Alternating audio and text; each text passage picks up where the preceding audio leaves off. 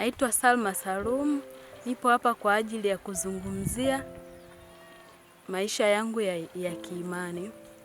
Nimezaliwa katika familia ya Kiislamu, baba yangu ni Muislamu, mamangu ni Mkristo. Na nimekulia pia kwa bibi yangu ambaye na yeye mwenyewe ni Mkristo, ni Zebra ya Kipentekoste. Nilikutana na rafiki yangu anaitwa Happiness. Alinialika siku moja niende nikajumuike naye katika sabato moja. Nikaona ni vema nikaenda. Baada ya kwenda nikajumuika naye, nilifurahishwa sana na kipindi cha uimbaji na kipindi cha mgawanyiko wa madarasa. Nikaendelea katika kusali katika kanisa la Waadventista wa Sabato. Nilifukuzwa nyumbani na bibi kwa ajili ya kwenda katika kanisa la Waadventista wa Sabato.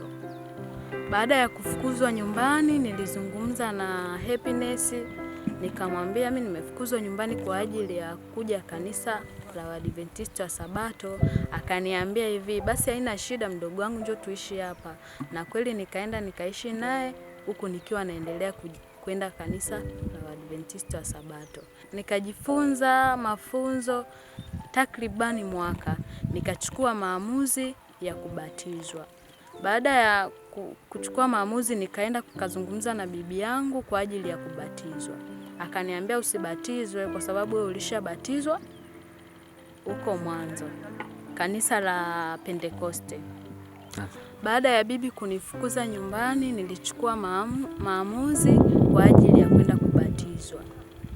Nikaenda kubatizwa, nilijisikia huru na furaha kwa kuwa nimebatizwa. Na mpaka sasa ni miongoni mwa kanisa la Waadventista wa Sabato Doma, kundi la Maharaka. Na mpaka sasa ni mwimbaji sauti ya kwanza katika kundi la Maharaka. Ninamshukuru sana Happiness kwa ajili ya kunialika kwenda kujumuika naye kwa Sabato ile. Ninampongeza kwa ujasiri ambao aliouchukua kwa ajili ya kuishi na mimi baada ya kufukuzwa nyumbani. Nafahamu kuna watu ambao wanapitia changamoto ambayo niliyoipitia mimi. Wanaalikwa kwa ajili ya kujumuika katika kanisa la Kiadventista wa Sabato, lakini wanawaogopa wazazi wao kwamba wanawatishia kuwafukuza nyumbani na kuwapa adhabu. Na washauri ya kwamba safari ya mbinguni ni ya mtu binafsi. Utaenda na rafiki, baba, mama au mtu aina yoyote ile. Wanapopata nafasi wachukue maamuzi, kizingatia ya kwamba tuna muda mfupi wa kuishi duniani kabla Yesu atakaporudi mara ya pili. Nawashukuru kundi la Maharaka kwa ajili ya kuniimarisha na kunitia moyo. Mungu awabariki sana.